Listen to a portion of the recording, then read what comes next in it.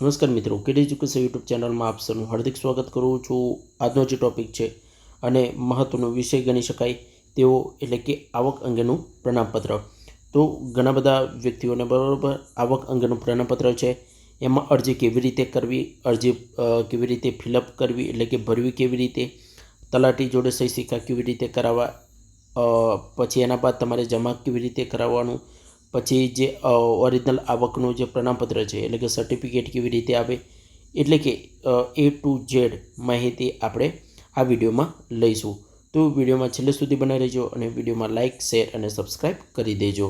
તો step by step આપણે દરેક ટોપિક વાઇઝ મહત્ત્વના જે છે બરાબર એ સમજીશું। તો પહેલી છે જોગવાઈ। તો જોગવાઈમાં શું કહેવા માગે છે બરાબર, તો સમાજ કલ્યાણ અને આદિજાતિ વિકાસ વિભાગ દ્વારા બરાબર એક ઠરાવ બહાર પાડવામાં આવ્યો હતો। અરજી કોણ કરી શકે, કોને કરવી બરાબર, તો અરજી જે છે એ મામલેદારશ્રીને બરાબર અરજી કરવાની રહે છે આવકના દાખલા માટે। આગળ આપણે જોઈએ બરાબર કે નિકાલ માટેના સત્તાધિકારી કોણ હોય છે, તો જે આખરી જે સત્તાધિકારી હોય છે બરાબર, તો જિલ્લા કલેક્ટરશ્રી બરાબર, પછી જિલ્લા વિકાસ અધિકારી, મદદનીશ નાયબ કલેક્ટર, નાયબ જિલ્લા અધિકારી બરાબર, આ જે બધા છે મામલેદાર ને સમાજ કલ્યાણ અધિકારી, આ બધા જે છે એ અરજીની જે છે બરાબર આખરી નિકાલ માટેના સત્તાધિકારી હોય છે, જે તમે અહીંયા જોઈ શકો છો બરાબર। નિકાલ કરવાની સમય મર્યાદા તમારે 1 દિવસ અથવા તો બરાબર થોડા 1 દિવસ લાગે છે, એકાદ દિવસમાં તમારી જે અરજી છે બરાબર ક્લિયરલી થઈ જાય છે। તો આ જે છે એની થોડી ઘણી માહિતી છે। હવે આપણે આગળ વાત કરીએ તો અહીંયા અરજી ફોર્મ સાથે નીચે મુજબ પુરાવાઓ સાથે પ્રમાણિત નકલો સામેલ કરવાની રહેશે બરાબર। તો શું શું આપણે નકલો સામેલ કરવાની છે બરાબર એના વિષયમાં ચર્ચા કરીએ। તો પહેલાં જે છે બરાબર એક કુટુંબના સભ્યોની વિગતો દર્શાવતું પત્ર, પછી નંબર 2 અરજદારો અને તલાટી સમક્ષ રૂબરૂ જવાબ બરાબર, નંબર 3 પંચનામું બરાબર, પછી તમારું 4 નંબર રહેઠાણ અંગેના પુરાવા એટલે કે મતદાન ફોટો, ઓળખ કાર્ડ કે મ્યુનિસિપાલિટીનું જે બિલ છે બરાબર ગમે તે એક હોવું જોઈએ। નંબર 5 તમારે રેશન કાર્ડ હોવું જોઈએ। નંબર 6 છેલ્લા માસિકનું ટેલિફોન બિલ, લેન્ડલાઇન સહિત મોબાઈલ નંબર વિગતો હોવી જોઈએ। નંબર 7 છેલ્લા માસનું લાઇટ બિલ। નંબર 8 નોકરી કરતા હોય તો આવકનો પુરાવા, દાખલા તરીકે તમારે પગાર સ્લીપ હોય બરાબર કે ઇન્કમટેક્સ રિટર્ન જો ભરતા હોય એની સ્લીપ। નંબર 9 જોઈએ તો ધંધો વ્યવસાય પુરાવા અંગે તમારે જે સર્ટિફિકેટ, વેરા વેચાણ નોંધણી સર્ટી હોય એ। 10 નંબર કે ધંધો વ્યવસાયમાં આવકને છેલ્લા વર્ષમાં સરવૈયાની નકલ બરાબર। તો આટલા 10 પુરાવા તમારે હોવા જોઈએ બરાબર, જેને વ્યક્તિઓને લાગુ પડતા હોય એટલા જ પુરાવા। આગળ જોઈએ આપણે અગત્યની નોંધ, તો અરજદારે બરાબર ફોટો સાથેનું પ્રમાણપત્ર આપવાનું ને હોવાથી અરજદારે રૂબરૂમાં જ આવવાનું રહેશે। એટલે કે જે પણ ઉમેદવારોને બરાબર આવક અંગેનું પ્રમાણપત્ર કઢાવે છે તો તે જે જનસેવા કેન્દ્ર છે બરાબર તેમને ત્યાં રૂબરૂ જવાનું હોય છે। કમ્પ્યુટરમાં એમનો જે છે ફોટો લેશે બરાબર અને એ કેપ્ચા લેશે અને એ તમને જે મેન સર્ટિફિકેટ આવશે બરાબર તમારું આવકનું, તો એમાં જે ઉમેદવાર છે એનું અહીંયા અરજદાર છે બરાબર એમનું અહીંયા ફોટો હશે, તો તમારે ત્યાં રૂબરૂ જવાનું રહેશે બરાબર। તો આ તમને ક્લિયર થઈ ગયું હશે। આગળ આપણે જોઈએ બરાબર, તો અહીંયા એક તમારે ભૂલવાનું નહોતું બરાબર, કોર્ટ ફી સ્ટેમ્પ તમારે 3 રૂપિયાની આજુબાજુ ત્યાં ટિકિટ મળી જશે, એ તમારે ચીપકાઈ દેવાની છે। અને આગળ બારકોડ સ્ટીકર માટેની જગ્યાએ તો એ પણ લગાવી દેવાનું છે। આગળ જોઈએ આવક અંગેનું પ્રમાણપત્ર મેળવવા માટેની અરજી તમે કેવી રીતે લખશો બરાબર, તો સ્ટેપ બાય સ્ટેપ આપણે સમજીએ। આગળ જઈને અરજદારનું નામ, તો અરજદારનું નામ તમારે લખવાનું છે બરાબર, જે બી તમારું નામ આવતું હોય અહીંયા ફિલઅપ કરી દેવાનું છે। સરનામું, તો અહીંયા તમારે તમારું આખું એડ્રેસ તમારે લખી દેવાનું છે અને તારીખ જ્યારે તમે અરજી કરો છો એ તારીખ અહીંયા તમારે બરાબર મામલેદારશ્રી એટલે કે જે બી તમારે જિલ્લો લાગતો હોય બરાબર, તો જિલ્લો અને તાલુકો લાગતો હોય તો તાલુકો અહીંયા તમારે દર્શાવવાનું છે। આગળ જોઈએ આવક અંગે પ્રમાણપત્ર મેળવવા બાબત બરાબર, તો અહીંયા જે તમારે છે બરાબર જે તમારી વિગતો છે એ અહીંયા ભરી દેવાની છે। વિગતો જ્યારે તમે ભરો છો બરાબર તો એક વ્યવસ્થિત ધ્યાનથી તમારે ત્યાં સુંદર અક્ષરોથી લખી દેવાનું છે। તો જાણીએ આપણે નંબર 1 અરજદારનું નામ, એટલે કે અહીંયા તમારે પૂરું નામ અહીંયા લખવાનું છે. નંબર 2 રહેઠાણનું સરનામું, અહીંયા તમારે જે રહેઠાણનું સરનામું છે એ નાખવાનું છે. મૂળ વતનનું સરનામું, એટલે કે જ્યાં તમે રહો છો, બરાબર, મૂળ વતન તમારું જે છે ત્યાંનું. ધંધો વ્યવસાયની વિગતો હોય તો અહીંયા તમારે દર્શાવવાની છે. ધંધો વ્યવસાયનું સરનામું અહીંયા તમારે દર્શાવવાનું છે. નંબર 6 કુટુંબના સભ્યોની વિગતો અહીંયા દર્શાવવાની છે. કુટુંબના સભ્યોની વિગતો એટલે કે 4 હોય 5 હોય જેટલા બી ઘરમાં સભ્ય છે એ દર્શાવવાના છે, બરાબર. અહીંયા એમના નામ, બરાબર, અને અહીંયા એમની સંખ્યા દર્શાવવાની છે.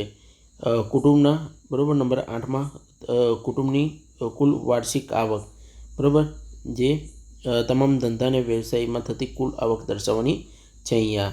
તો આ જે છે એ માહિતી એકદમ સાચી અને વ્યવસ્થિત ભરી દેવાની છે. નંબર 9 ટેલિફોન નંબર જો ધરાવો છો તો અહીંયા તમારે લખવાનું છે, બરાબર. સરેરાશ વાર્ષિક ટેલિફોન નંબર, બિલ અહીંયા સરેરાશ વાર્ષિક વીજળી બિલ, બરાબર, હોય તો અહીંયા તમારે નામ લખી દેવાનું છે. ટેલિવિઝન ચેનલ કલેક્શન જે હોય તો અહીંયા તમારે લખવાનું છે. આ જે છે મિત્રો, બરાબર, એ યોગ્ય માહિતી અને વ્યવસ્થિત સાચી માહિતી અહીંયા તમારે ફિલઅપ કરી દેવાની છે. આગળ આપણે જાણીએ નંબર 13. તો ઘરમાં સાધનો કેટલા છે, જેવું કે કાર, સ્કૂટર, લ્યુના, બરાબર, રેફ્રિજરેટર, વોશિંગ મશીન, તો અહીંયા તમારે દર્શાવવાનું છે, બરાબર, કેટલી સંખ્યા છે. 6 છે, 2 છે, બરાબર, અને નામ. કયા હેતુનો પ્રમાણપત્ર જરૂર છે, બરાબર, જે હેતુ છે, જેવું કે તમારે કોઈ શૈક્ષણિક લાયકાત માટે, એટલે કે એડમિશન માટે જોઈએ છે તો એ રીતે અહીંયા તમારે લખવાનું છે. તો આખી આમાં માહિતી આપી દીધી છે, બરાબર. પછી અહીંયા એકરાર, બરાબર, જે તમારે વાંચી લેવાનું છે. અને એના બાદ તમારું અહીંયા સ્થળ અને તારીખ, જે બી સ્થળ છે, બરાબર, એ અહીંયા લખવાનું છે અને તારીખ. અને અરજદારની સહી અને નામ, પહેલાં તમારું નામ અહીંયા આવશે અને એના બાદ તમારે અહીંયા સહી કરી દેવાની છે. તો આ તમારી ક્લિયર થઈ જશે, બરાબર. એના બાદ તમારે જે છે એ આવક અંગે પ્રમાણપત્ર મેળવવા બાબત તમારે ચેકલિસ્ટ હશે, બરાબર. એક વખત તમારે ત્યાં હા નામાં જવાબ આપી દેવાનો છે. તો અરજીપત્રક, બરાબર, જે છે તો કે હા છે એ રીતે તમારે આખું જ કોષ્ટક છે ભરી દેવાનું છે. નિયમિત કોર્ટ ફી સ્ટેમ્પ લગાવેલ છે તો કે હા, બરાબર. કુટુંબ સભ્યોની વિગતોનું પત્રક દર્શાવ્યું તો કે હા. અરજદારનું નામ, જવાબ હા. તો આ રીતે જે તમારી જોડે ડોક્યુમેન્ટ છે, બરાબર, હા નામાં જવાબ આપી દેવાનો છે. રહેઠાણના પુરાવા, રેશન કાર્ડ તો કે હા છે, બરાબર, જે તમારે હોય એ અહીંયા તમારે દર્શાવી દેવાનું છે, બરાબર. તો જે બી છે તમારે છેલ્લા માસનું લાઇટ બિલ છે, બરાબર. પછી છેલ્લા માસનું ટેલિફોન બિલ, નોકરી કરતા હોય તો આવકના પુરાવા, આ જે છે જેટલા બી તમારી જોડે ડોક્યુમેન્ટ છે, બરાબર, એ અહીંયા દર્શાવી દેવાના છે. એના બાદ તમારે થોડું સ્ક્રોલ કરવાનું, એટલે કે નીચે જવાનું છે, બરાબર.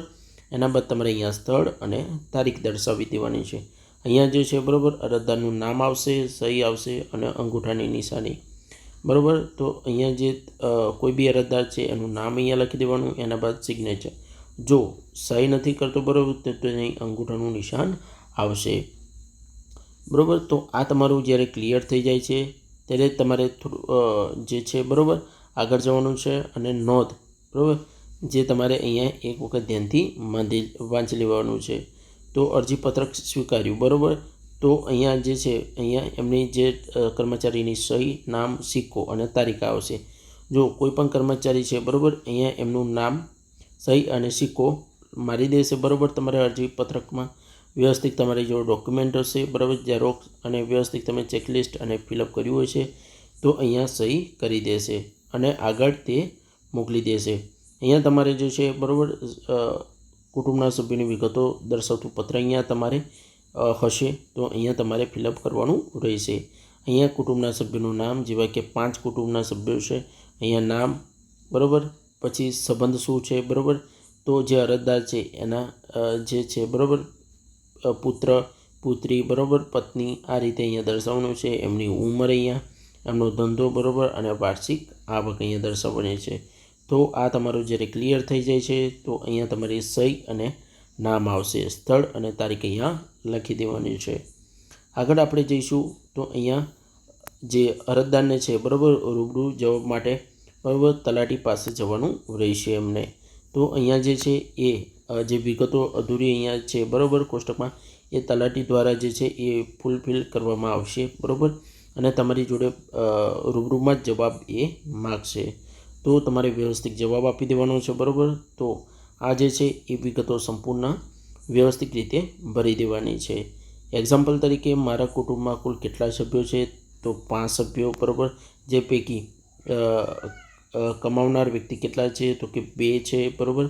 તો આ રીતે આખી એની માહિતી ફૂલફિલ કરશે, બરાબર. અને એના બાદ અહીંયા તમારે તમારું નામ, સહી અને અંગૂઠાની નિશાની અહીંયા તમારે કરી દેવાની છે. એના બાદ તમારું સ્થળ અને તારીખ દર્શાવી દેશે.